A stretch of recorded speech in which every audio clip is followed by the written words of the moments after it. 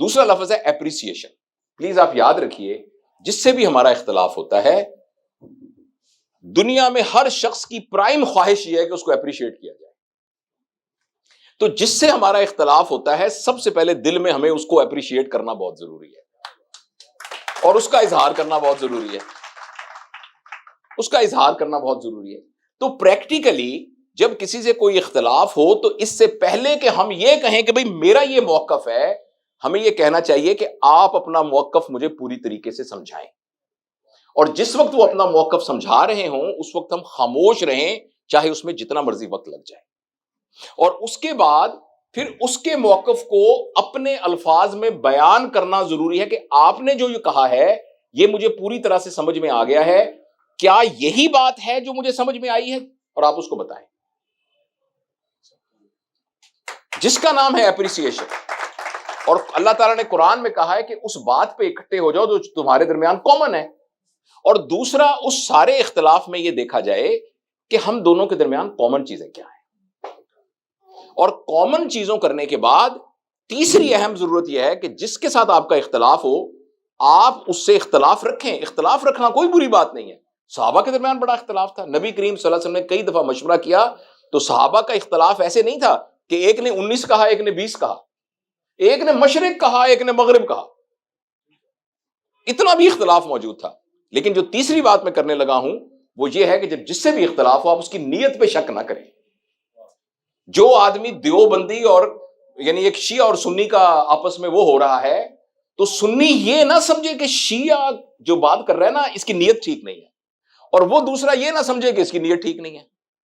اور آج کل کے فرض کریں جو سیاسی مباحث ہو رہے ہیں یہ سمجھنا کسی کی نیت پر شک کرنے کا ہم بالکل مکلف نہیں ہے. آپ کہیں کہ مجھے ابہام ضرور ہے, مجھے اس بات پر شک ضرور ہے کہ آپ کو بات صحیح سمجھ میں نہیں آئی, لیکن یہ کہ آپ کی نیت میں مجھے کوئی شک نہیں ہے. آپ دین سے محبت کرتے ہیں لیکن آپ کو یہ پوائنٹ آف ویو اس طرح سمجھ میں آیا ہے, میں دین سے محبت کرتا ہوں, ہم دونوں دین سے محبت کرتے ہیں. کسی کی نیت پر شک اختلاف کرتے وقت کسی پر نیت پر شک کریں گے اس کا سمپل مطلب یہ ہے کہ آپ نے اپنی آئیڈینٹی کو غلط ڈیفائن کیا ہوا ہے, اور اپنی آئیڈینٹی کو غلط ڈیفائن کرنے کا نام ایگو ہے. ایگو کی ڈیفینیشن یہ ہے کہ اپنے آپ کو وہ سمجھنا جو ہم نہ ہوں.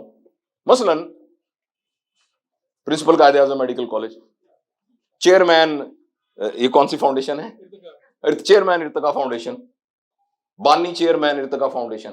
بانی ارتقا کی ذمہ داریاں آپ کو دی گئی ہیں, آپ بانی نہیں ہیں. میری بات سمجھ رہے نا. تو جب ہم اپنی آئیڈینٹی کو غلط تصور کرتے ہیں اس کے نتیجے میں ہم دوسرے کی نیت پر شک کرتے ہیں. تو یہ 3 کام کرنے کے ہیں کہ جو بات دوسرے نے کی ہے اس کو سمجھ کے اور پھر اس کو بتایا جائے کہ آپ کی بات میں یہ سمجھا ہوں.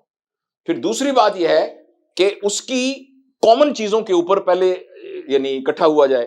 تیسری بات یہ ہے کہ اس کی نیت پر کبھی شک نہ کیا جائے. اور چوتھی بات پھر یہ ہے کہ پھر اپنا پوائنٹ آف ویو اب عزت کے ساتھ احترام کے ساتھ اس کو بتایا جائے, بدنیتی کے ساتھ نہیں. میں اس کی آپ کو مثال دیتا ہوں. امام ابو حنیفہ رضی اللہ تعالیٰ رحمۃ اللہ علیہ جو کہ امام جعفر صادق کے شاگرد تھے. امام جعفر صادق کے بارے میں امام ابو حنیفہ رحمہ اللہ نے یہ فرمایا تھا کہ میرا سارا علم امام جعفر صادق کے جوتوں کے نیچے لگی ہوئی مٹی کے برابر بھی نہیں ہے. ان کے شاگرد تھے امام شافعی, امام ابو حنیفہ کے. ان دونوں کے درمیان اختلاف ہو گیا. مثلا بہت سے بنیادی اختلافات ہیں جن کو میں تو عالم نہیں ہوں, مجھے نہیں معلوم, لیکن بہت سے بنیادی اختلاف ہیں. امام حنیفہ کہتے ہیں کہ امام کے پیچھے فاتحہ بے شک نہ بھی پڑھے, امام شافعی کہتے ہیں نماز ہی نہیں ہوتی. اب مجھے خود اتفاق ہوا وہ ایک دوست عربی دوست کے ساتھ اس تحریر کی کاپی دیکھنے کا کہ جس میں امام شافعی امام حنیفہ کی بہت بات کی سخت مخالفت کر رہے ہیں. پہلے صفحے پہ لکھا ہے اے استاد محترم اللہ آپ کا اقبال بلند کرے, اللہ آپ کو عزت دے, اللہ دنیا میں عزت دے, اللہ آخرت میں آپ کو عزت دے, آپ کی وجہ سے جو فیض پہنچا ہے اس فیض کا اللہ آپ کو سب کو اجر دے, اللہ آپ پر بہت رحمت کرے, اللہ آپ کو. ان دعاؤں کے ساتھ میں یہ عرض کر رہا ہوں کہ آپ کی اس بات سے مجھے یہ اختلاف. اور جب وہ امام حنیفہ پہنچا اس کا جواب لکھا ہوا یہ آیا اللہ تمہارے اوپر بہت رحم کرے, اللہ تعالیٰ تمہارے علم میں برکت دے, تمہارے اندر جو اختلاف کی قوت آئی ہے اللہ اس کے اندر اور سچائی دے, لیکن تمہاری بات کو میں نہیں مانتا اور میں اس کے بارے میں یہ کہہ رہا ہوں. یہ وہ لوگ ہیں کہ جن کے نام پر ہم یہاں لڑ رہے ہیں سارے. تو یہ دوسرا پہلا سٹیپ کیا تھا؟ آئیڈینٹی. سب سے پہلے ہم اپنی حیثیت دیکھیں. اختلاف میں کسی سے بھی اختلاف کریں کہ میں ہوں کون, مجھے کیا پتا ہے, میں کسی کی بات پہ لڑے جا رہا ہوں, مجھے پتا کتنا ہے, میرا علم ہے کتنا ناقص. اور دوسری بات میں نے آپ کو عرض کیا ہے اپریسیشن.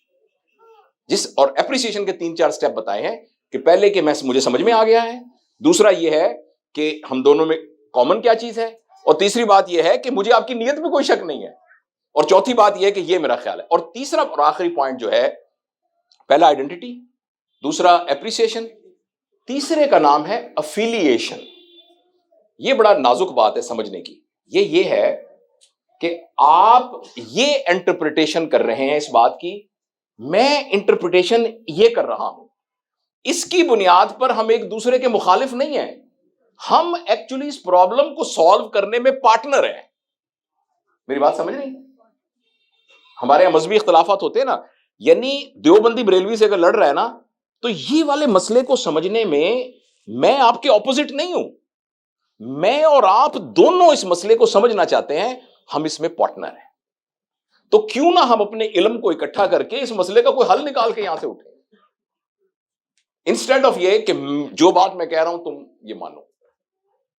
آرگومنٹیٹیونیس سے آج تک کوئی بندہ قائل نہیں ہوا.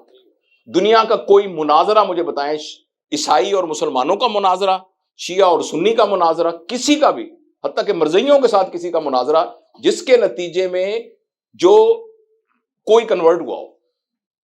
جب مناظرہ ہوتا ہے نا, تو جو پہلا ہوتا ہے وہ اپنے عقیدے پر اور پکا ہو کے نکلتا ہے, اور جو دوسرا ہوتا ہے وہ اپنے عقیدے پر اور پکا ہو کے نکلتا ہے, اور وہ نئی دلیلیں سوچ کے نکلتا ہے جو آئندہ کے لیے اگر وہ چپ بھی کر جائے تو آئندہ نئی دلیلیں سوچنے کے بارے میں پلان بنا کے اٹھتا ہے. کبھی بھی آرگومنٹیٹیونیس سے کوئی بندہ قائل نہیں ہوا.